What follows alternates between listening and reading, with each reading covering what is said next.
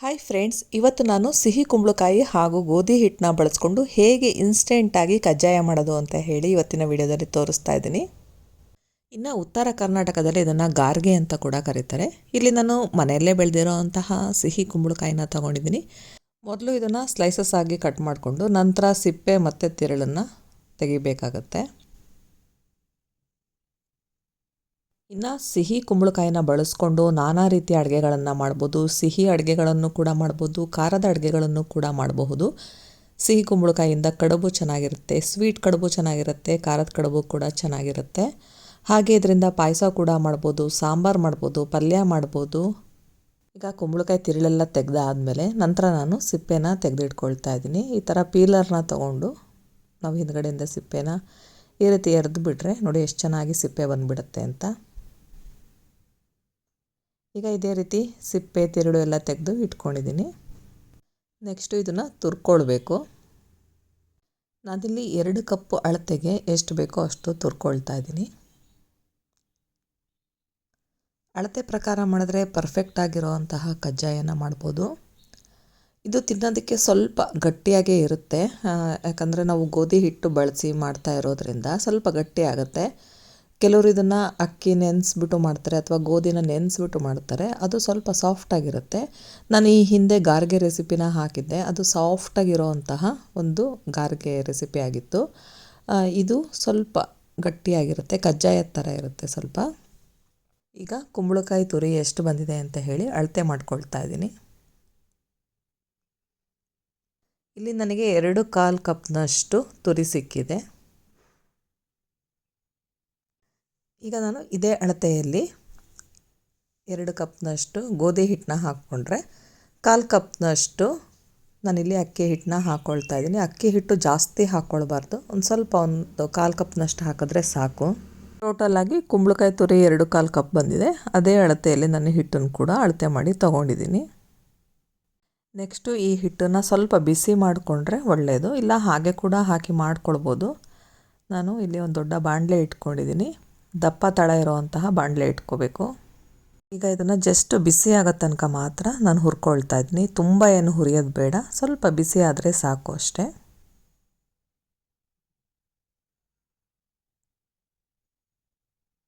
Next ಈಗ ಇದನ್ನು ಬೇರೆ ಪ್ಲೇಟಿಗೆ ಹಾಕ್ಕೊಳ್ತಾ ಇದ್ದೀನಿ.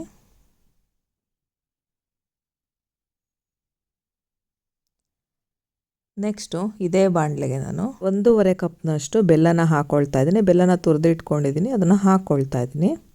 ಸ್ವೀಟ್ ಜಾಸ್ತಿ ಬೇಕು ಅನ್ನೋದಾದರೆ 2 ಲೋಟ ಗೋಧಿ ಹಿಟ್ಟಿಗೆ 2 ಲೋಟದಷ್ಟು ಬೆಲ್ಲ ಹಾಕ್ಕೊಳ್ಬೋದು. ಕಜ್ಜಾಯ ಜಾಸ್ತಿ ಸ್ವೀಟ್ ಇದ್ದರೆ ಅಷ್ಟೊಂದು ಚೆನ್ನಾಗಿ ಅನಿಸೋದಿಲ್ಲ, ಹಾಗಾಗಿ ಒಂದು ಮೀಡಿಯಮ್ ಸ್ವೀಟ್ ಅಳತೆಯಲ್ಲಿ ನಾನು ಮಾಡ್ತಾಯಿದ್ದೀನಿ. ನೆಕ್ಸ್ಟು ಸ್ವಲ್ಪ ನೀರು ಹಾಕ್ಕೊಂಡು ಬೆಲ್ಲನ ಕರಗಿಸ್ಕೊಳ್ಬೇಕಾಗತ್ತೆ.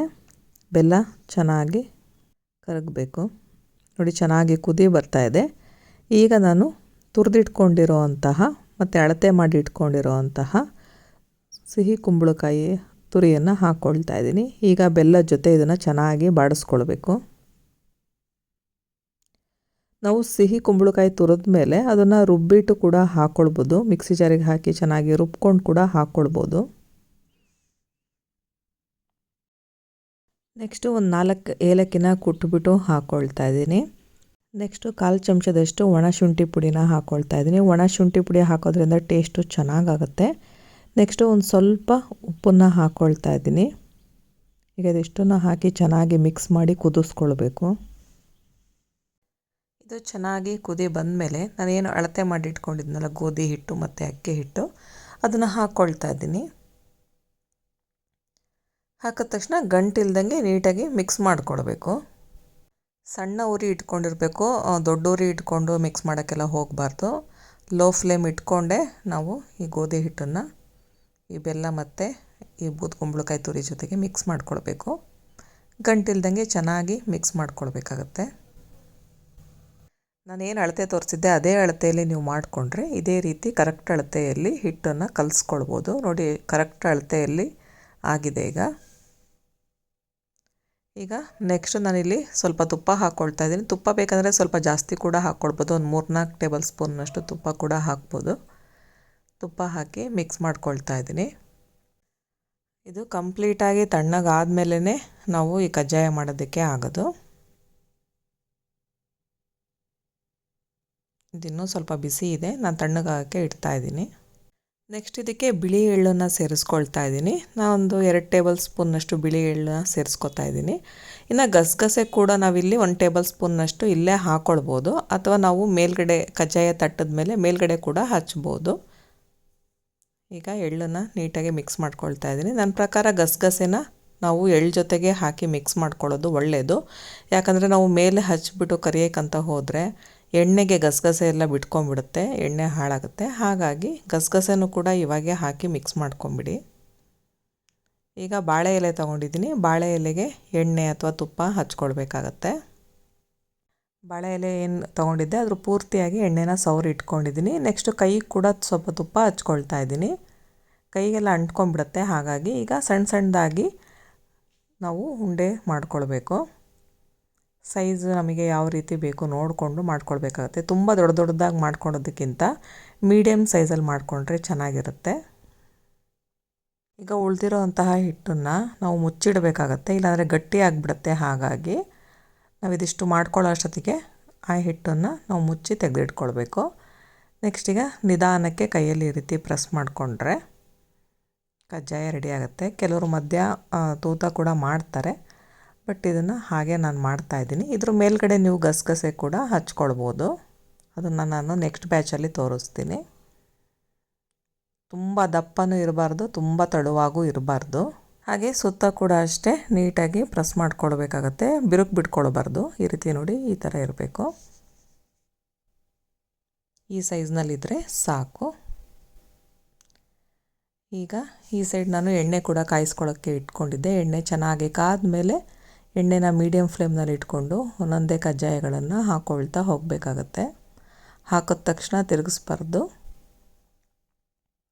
1-2 ನಿಮಿಷ ಬಿಟ್ಟು ನಂತರ ನಾವು ಇದನ್ನು ಹೊರಳಾಡಿಸ್ಬೇಕಾಗತ್ತೆ. ಎಣ್ಣೆಯಲ್ಲಿ ಚೆನ್ನಾಗಿ ಕಲರ್ ಚೇಂಜ್ ಆಗಲಿವರೆಗೆ, ಸ್ವಲ್ಪ ಕೆಂಪಾಗಬೇಕು, ಅಲ್ಲಿವರೆಗೆ ನಾವು ಇದನ್ನು ಕರ್ಕೊಳ್ಬೇಕಾಗತ್ತೆ. ನಾವು ಇದನ್ನು ಕಜ್ಜಾಯನ ಮಾಡಿದ ತಕ್ಷಣ ಬಿಸಿ ಬಿಸಿಯಾಗಿ ತಿನ್ನೋದಕ್ಕಿಂತ ತಣ್ಣಗಾದ್ಮೇಲೆ ಅಂದರೆ ನೆಕ್ಸ್ಟ್ ಡೇ ತಿನ್ನೋದಕ್ಕೆ ತುಂಬಾ ಚೆನ್ನಾಗಿರುತ್ತೆ. ನೀವು ಮಾಡಿದ ತಕ್ಷಣ ತಿಂದರೆ ಸ್ವಲ್ಪ ಗಟ್ಟಿ ಗಟ್ಟಿ ಅನ್ನಿಸ್ಬೋದು, ನೆಕ್ಸ್ಟ್ ಡೇಗೆ ಕರೆಕ್ಟಾಗಿರುತ್ತೆ. ಈಗ ನೋಡಿ, ನಾನು ಎಣ್ಣೆಯಲ್ಲಿ ಹೊರಳಾಡಿಸಿದ್ದೀನಿ. ಈಗ ಚೆನ್ನಾಗಿ ಕಲರ್ ಕೂಡ ಬಂದಿದೆ. ಈ ರೀತಿ ಕಲರ್ ಬಂದಮೇಲೆ ನಾವು ತೆಗಿಬೇಕಾಗತ್ತೆ. ಈಗ ಬಿಸಿ ಬಿಸಿ ಕಜ್ಜಾಯ ಅಥವಾ ಗಾರ್ಗೆ ರೆಡಿಯಾಗಿದೆ.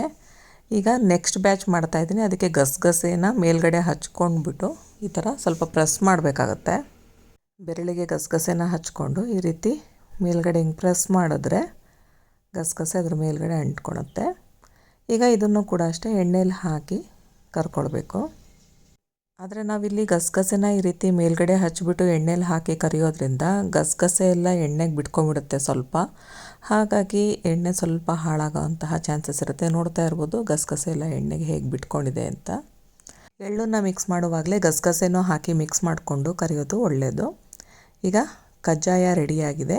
ನೀವು ಕೂಡ ಕುಂಬಳಕಾಯಿ ಏನಾದರೂ ಸಿಕ್ತು ಅನ್ನೋದಾದರೆ ಮಿಸ್ ಮಾಡದೆ ಈ ರೆಸಿಪಿನ ಟ್ರೈ ಮಾಡಿ. ಈ ವಿಡಿಯೋ ಇಷ್ಟ ಆದರೆ ಲೈಕ್ ಮಾಡಿ, ಶೇರ್ ಮಾಡಿ ಹಾಗೂ ಸಬ್ಸ್ಕ್ರೈಬ್ ಮಾಡಿ. Thank you friends.